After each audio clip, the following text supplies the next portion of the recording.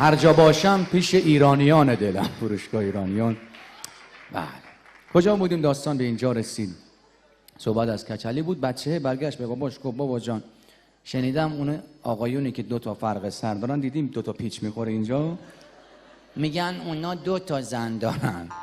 باباش گفت پسرم اینا همه خرافاته، گوش نده به این چیزا. گفت راست میگی بابا جان. باباش تاس بود.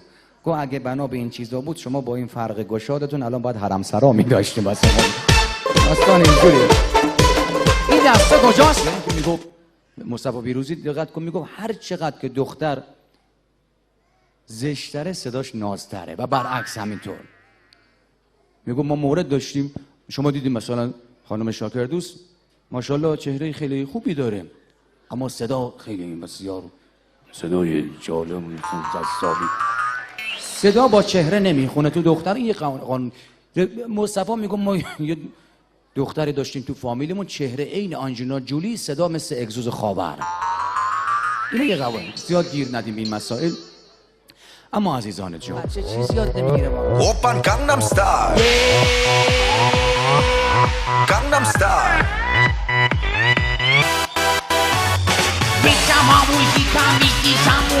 강남 스타일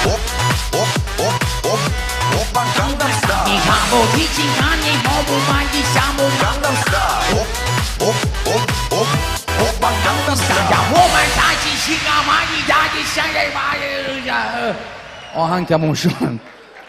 خدا شاید اگه خودش میفهمه چی میگه مردی که دیوونه کرده همه دنیا رو. با گانگستا این چه گویشه خاور دنیا داره. از قصد سر به سرشون میذارم چون که تو بحث مدال ها ناداوری کردن کره یا از میزبانشون سوء استفاده کردن. به افتخار ورزشکارای قهرمان کشورمون که من حق عبدولی رو اینجوری چیز کرد. خدا شاید اگه عبدولی تا در خونش هم رو اون فیتو میزد ولش نمیکرد بازم نمره به اون میدادم. مرد حسابی دیگه کشتش، چرا حق کشی میکنیم؟ میگه هو با گانگنام استایل. گفتم خدای من این چی میگه؟ رفتم اینترنت کتاب مختلف در آوردم این چی فهمیدم داره دختره رو صدا، اسم دختره هوبا، انگار داره بالا میاره. خب این چه اسمی تو؟ بعد هوبا یعنی چی؟ گانگنام استایل یعنی من استایلم گانگنمیه. گانگنم کجاست؟ که از محلهای بالا شهر سئول پایتخت کره جنوبی که پسره داره میگه من بچه بالا شهرم فلان محله، بیا سنیوریتا نترس از عاشق شدن، بیا اون با من. دیدی مثل خود تهرانمون مثلا پسره میخواد بلوغ بزنه میگه بچه الهی ام زعفرانی ام، زمانی که میخوان مخ بزنن میگن من بچه فرشته ام، زمانی که میخواد دعوا کنه من بچه نازی آبادم. این همه تناقض آدم برام.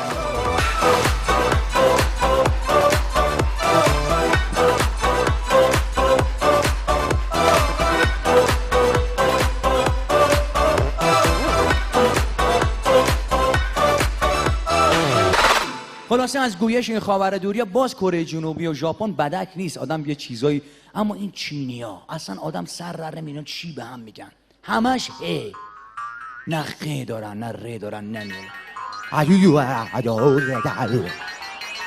خدا شاید گاهی اوقات من فکر می‌کنم دارن مسخره بازی اینا در میارن و گاهی میگم نکنه اینا انسان‌های اولیه‌ان که انقدر اومده جلو حالا دارن به این شکل میخوان به هم منظورشون رو به هم برسونن. به قول مصطفی پیروزی میگفت تو فکرش بکن انسان‌های اولیه که بلد نبودن صحبت کنن میخواستن به هم فحش بدن چه نقاشیایی رو دیوار واسه هم میکشیدن.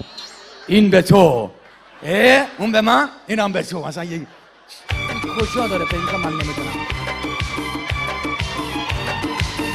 آمادگی بالاست ماشاءالله.